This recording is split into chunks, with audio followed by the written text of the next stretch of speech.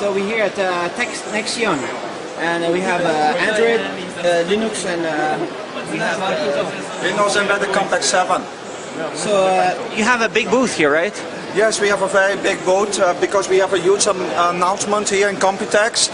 We actually come out with a lot of modules this year, Cortex A8, Cortex A9, and we have a new module coming out, which we call EDM, and that is the first true cross-platform module platform for ARM and x86. So you have both on one module?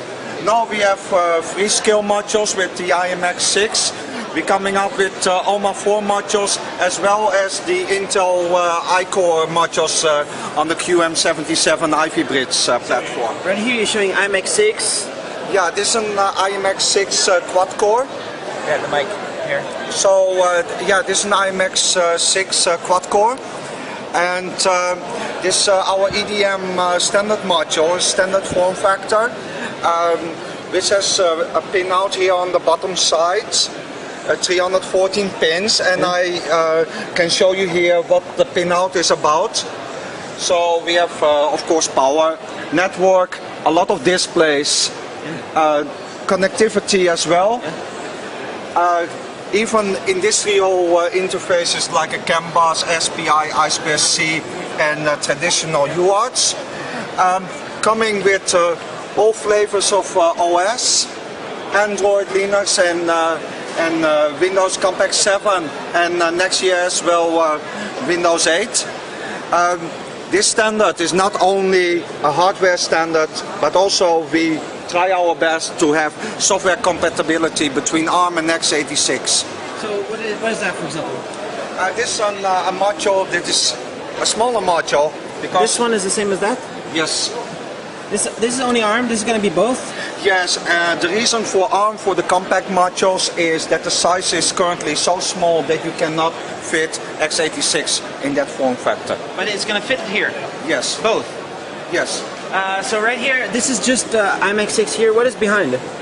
This is just an I/O board with the interfaces for the customer to develop his embedded device. So let's check here all the boards you have here. This is currently mass production boards. These all mass production boards, all Cortex A8. We do a lot of TI products. The OMA 3530. It's not very big.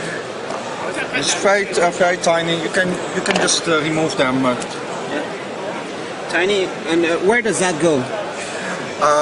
This goes in mobile terminals, vending machines, point of sale, point of information. The displays you can find in supermarket, for example, for advertising. Yeah. Multiple applications. Tablet or no, but we have an interesting customer, for example, using this in a metal detector to find your treasure. So treasure. Yes, OMA 3. It's used in various applications. This AM3517, also a TI part, very similar for industrial applications. Is that the cheap one? Yes, it is a very low-cost solution. Not $5 for the SoC? No, that is this one. This one? That is the yeah, this is the Citara 335X. That is $5 one? Yes. Plus the rest of the cost? Plus the memory, plus the NAND flash, plus the chips, and manufacturing, everything on top of that. How much? Depends on the volume on that. Let's say 1,000. Between 50, 60 bucks. And 100,000? Come Lower. to talk. Come Yeah. to talk. But anyway, this is our easy loader for ARM platforms. We ship the units as a dev kit to customers to kickstart their design. Come with this kick loader, have Linux and Android. The customer can just choose what he wants, connect over the internet, and fetch his Linux or Android auto install. So within half an hour you have Linux or Android running on your dev kit. This one? Yes. This is the board. We have this for all our modules, by the way. Like this and like that? Yeah, so you click this on the board. Yeah. This CIO board, here's the network. So you plug it in a LAN cable to your Wi-Fi router, for example, and you boot up this unit. It gets internet connectivity. It will here say it has internet connectivity. Touch? Yeah, it's touchscreen. now would it's saying install, yeah. I need a, it is touchscreen. Is it Ubuntu? No, this is just our custom bootloader. We have for Linux, we support Open Embedded. TechNexion is completely open source company. All the source code can be found on our homepage. We don't believe in NDAs. Everything needs to be open source. Our documentation also is open source, completely online, because we think a design house with a few engineers is as important as a big multinational. You need all the source code to compile your software, and you have to be successful in your application development for us to be successful in selling it. So that is why we really want to have everything open source. And here's, you launched this last year? Yeah, this is TMX 536, which is Cortex A8 Freescale unit for industrial applications. And what more kind of stuff are you showing here? For the rest, yeah, we have touch systems, multi-touch development systems. That's it. Again, on. Yeah, now it's showing a movie. We can show another one with touch. Our module inside. So this DM3730, for example, is this one. As you can see, DM3730. Nice. So this is a 1 giga solution from TI, and we're now showing just a movie on the unit. It's just a development kit for the customer to quickly develop a touchscreen application where he can buy any of our development kits. He buy a multi-touch start kit. He can plug and play, and everything is working. So where's the company based? We are here based in Taipei. Taipei? Yes. And how big is this company? How many boards and SoCs, and how many do you ship? Is that open or is it secret? No, we are a company with 120 employees, a lot of European people on staff, like me. For a number of boards that we are shipping on a monthly basis, we don't reveal to the public. Okay. And you would ship like this? Yeah, this is a development kit as we ship it to customers. Yeah. So a board like this, and then you open up and you get the goods in here. Yes, and you turn it on and you get this loader. And this is one where you can remove and put another one in? Yes, that is just the module that you can click out and... click it out? Yeah, well, it is screwed at the moment. For vibration applications, our customers ask us for interlocking that. Yeah, so the customer can, on our homepage, use a credit card by PayPal, buy it, we ship by UPS to them. So if you are in the US, you order on Monday, you get it delivered on Wednesday. In Europe, you order on Monday, you get it on Thursday or Friday. Nice. $30 shipping? No, it's included. Included? Yeah, UPS How much included. is that? This one, 250, 270 bucks. All right. And that's just to start, and then after you'll make a big order if you like it. Yes, then you can say, I like the board as is and I want to buy this. We do sell that, of course. Or you design your own I/O board. We have the schematics, everything online, so you can modify to embed in your device. But you need minimum order to do that. Well, you can work in Europe to design a simple I/O board, which is a 2 or 4 layer PCB. But how many do you need to order minimum to be for able the to module, change? 20 pieces for the module only. And if for you the want I/O custom? 500. 500. Yes. All right. And of course, there are design charges involved, but design charges, yeah. yes. And these are just samples, demos. Yeah, this is all development boards to kickstart your design. And here, ARM-based touch systems. Some more. Yeah, so here you see the same multi-touch unit with a nice enclosure. Is it any of them touching right now? Yeah, this one you can play some games if you want to.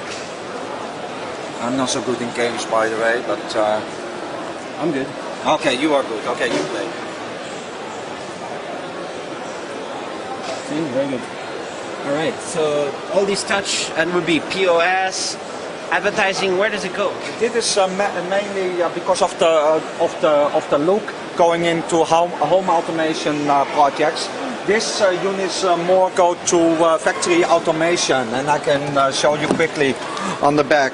Because it has CAN bus, 2 serial ports, USB and networking, and an industrial connector for locking the power. It goes a lot in machinery and factory automation.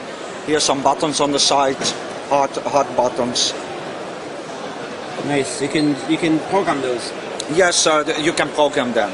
Nice. So we can also mount them inside of your wall, and that is pretty neat because this is a magnet bezel.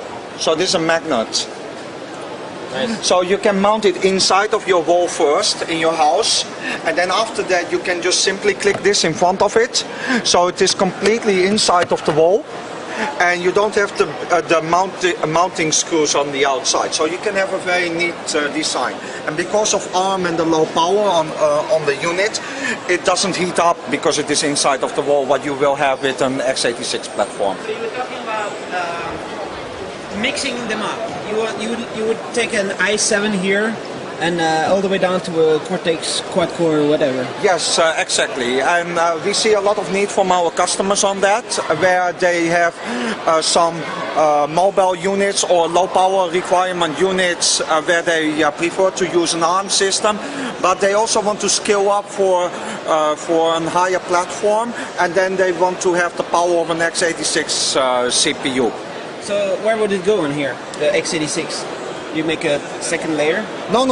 Then it is just a complete new PCB. So it is not co-layout as 2 chips on one board. It is just a complete new board. So you have to choose. No, you have to choose a module. This or that? Yes. Ah, so you need to buy it both to switch from one to the other. You click this in the I/O board, and for a low power application, when you have another device for a high-end solution, you take this out and you put in the Intel module. You couldn't combine them on one? No, not possible. Okay. Thanks. Yes. So what's the next thing, TechNexion? Bring this to market. And then? Well, we are investing a lot in software. Because what we want to bring to the customer is that they buy our modules, and for software-wise, that they can choose the OS and move from one platform to another platform. That is at the moment the biggest problem with ARM and x86, that it takes too much engineering effort to move to a new platform. If you have our new software which comes out in Q4 of this year, you can easily swap from one platform to the other. So you can easily go from a Freescale unit to a TI unit or to an x86 in a matter of weeks. Nice. Which now takes you at least 9 months and today engineering. you mostly sell ARM? Yes. You don't sell any x86 or little? Yes, we have a lot of x86 in ODM projects. But ARM is more popular. Because of the modules, we can reach out to small volume customers that have custom projects for 500, 1,000 units a year, where they integrate our modules. And so why is ARM more popular than x86 right now? Huh? ARM is more popular than x86, you say a lot. Is ARM systems? Of course ARM is very popular. That is why you run this homepage, right? Now ARM is really the trend, but I think that is carried on by Android. I think Android really put ARM on the picture, and embedded industrial appliances were not really into Android yet. But since this year, that really start coming in multimedia applications, advertising, vending applications. You see more and more embedded companies moving away from Windows CE and moving into the direction of Android.